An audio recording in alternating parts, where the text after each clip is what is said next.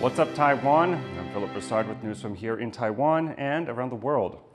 China's Defense Ministry has sent a new warning to Taiwan against what it calls separatism.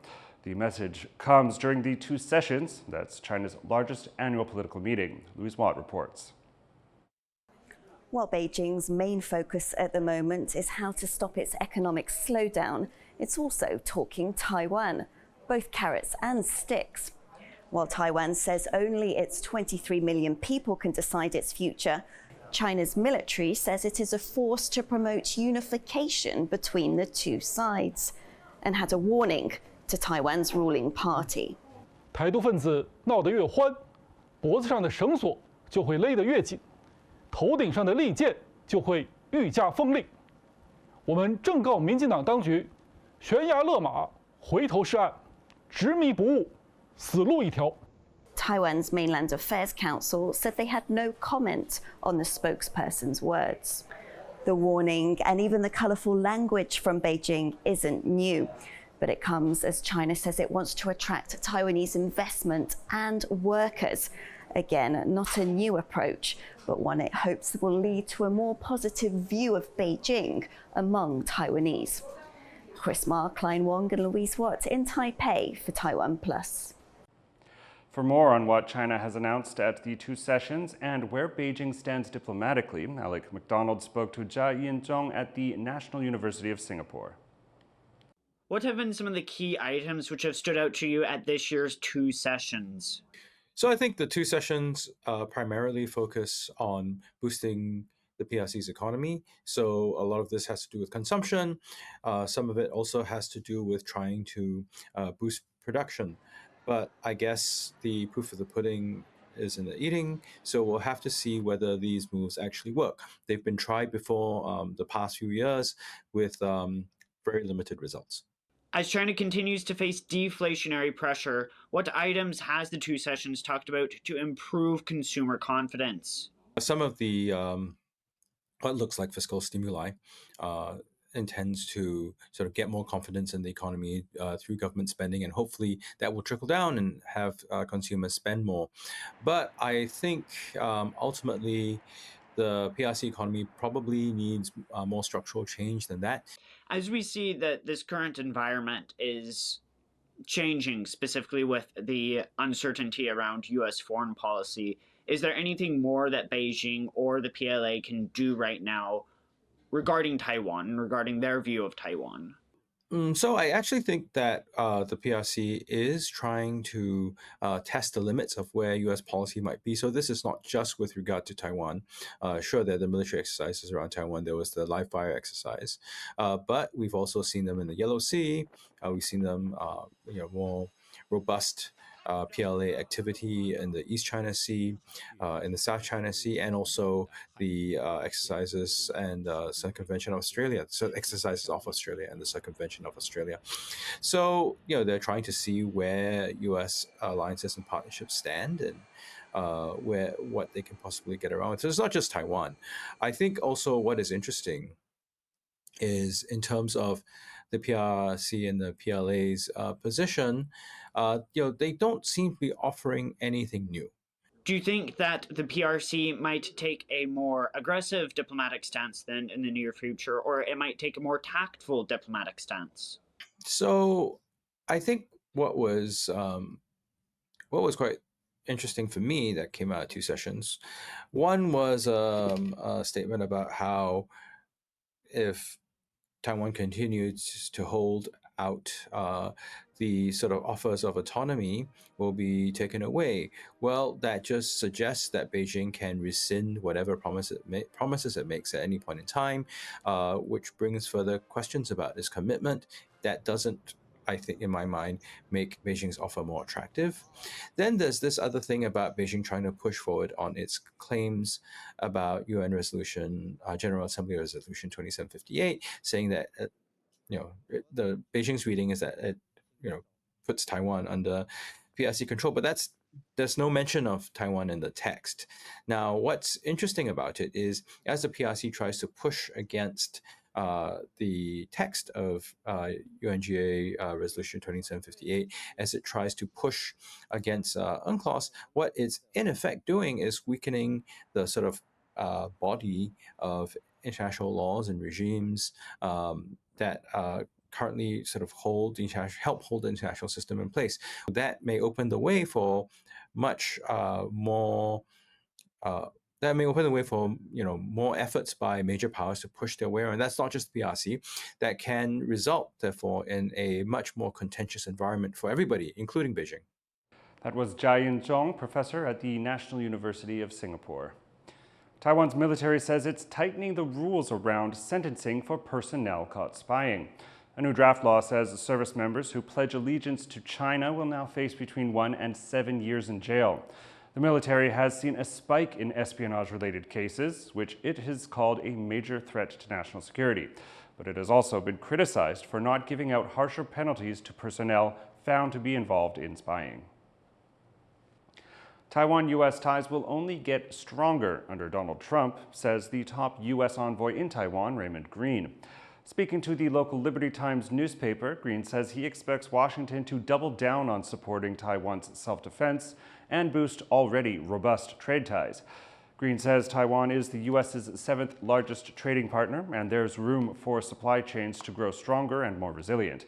But he also said he hopes Taiwan's partisan legislature can come together to increase Taiwan's defense budget and for the country to stabilize its energy supply. Taiwan People's Party founder Ko Wen-je has attended his father's funeral. He was allowed out of detention to go to the ceremony. Ko arrived at a guard and left after less than an hour. He's being investigated for several corruption charges and has been held incommunicado for months. Several high-profile political figures attended the ceremony, including former Presidents Ma Ying-jeou and Chen Shui-bian. Ko's father died in February. Canada's ruling Liberal Party has elected a new leader and soon-to-be Prime Minister. Mark Carney is a former governor of the country's central bank. He now faces a looming trade war with the U.S. and threats of annexation by its president. Chelsea Wu reports. Mark Carney with 100. A landslide victory, as Mark Carney wins the race to become Canada's next Prime Minister. The former central bank governor's win marks a fresh start for the ruling Liberal Party. My government will put into action our plan to build a stronger economy, to create new trading relationships with reliable trading partners, and to secure our borders. Carney will replace Justin Trudeau, who once announced he was stepping down in January. Trudeau has held the position for nearly a decade, but has become deeply unpopular in recent years. Unlike most Prime Minister hopefuls, Carney has never held public office. As central bank governor, he steered Canada through the 2008 global financial crisis. In 2013, he became the first non-citizen to head the Bank of England. Now, as he prepares to assume office, he will also need to lead Canada through one of its toughest economic challenges yet, an escalating trade war with its biggest trading partner, the United States, and threats by its president, Donald Trump, to annex the country. Donald Trump, as we know, has put, as the Prime Minister just said, unjustified tariffs on what we build, on what we sell, on how we make a living. He's attacking Canadian families, workers, and businesses, and we cannot let him succeed. Canada's economy relies heavily on the U.S., though Trump has backed off somewhat on tariffs against Canada, in particular those for automobiles. They could cause a recession if fully imposed. Carney has vowed to keep the tariffs slapped on U.S. imports in response, and further secure Canada's borders. But the opposition Conservatives are not convinced a new Prime Minister is enough to get Canada through the rough waters ahead. The party has been highly critical of Justin Trudeau's leadership amid rising food housing costs and increased immigration. My friends, it is not realistic that we would believe a party 60 days before election suddenly reversing itself on absolutely everything. If you want conservative policies, you will have to vote Conservative. With national elections scheduled for late October, Canadians will once again be faced with the choice of who to lead the country. And as polling results show a tightening race between the two major parties, voters must decide who they think is best fit to manage relations with an increasingly unpredictable neighbor. James Lin and Chelsea Wu for TaiwanPlus. The firebombing of Tokyo in 1945 was the single deadliest air raid in history's largest war. 80 years on from that night in early March, survivors look back and wonder if the world has learned anything from the U.S.'s attack on Japan's capital city. Bryn Thomas reports.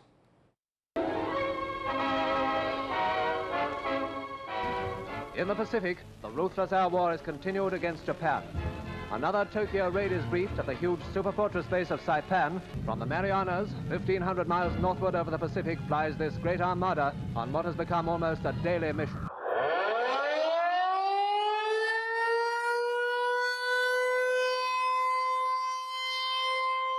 幼稚園に通ってました。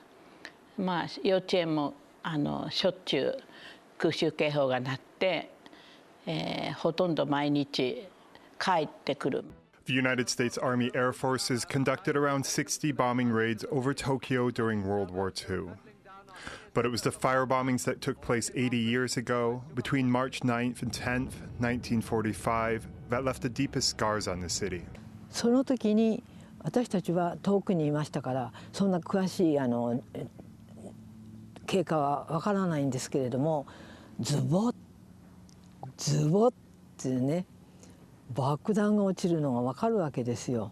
The raids were the deadliest in history, with immediate deaths surpassing each of the atomic bombings of Hiroshima and Nagasaki 5 months later.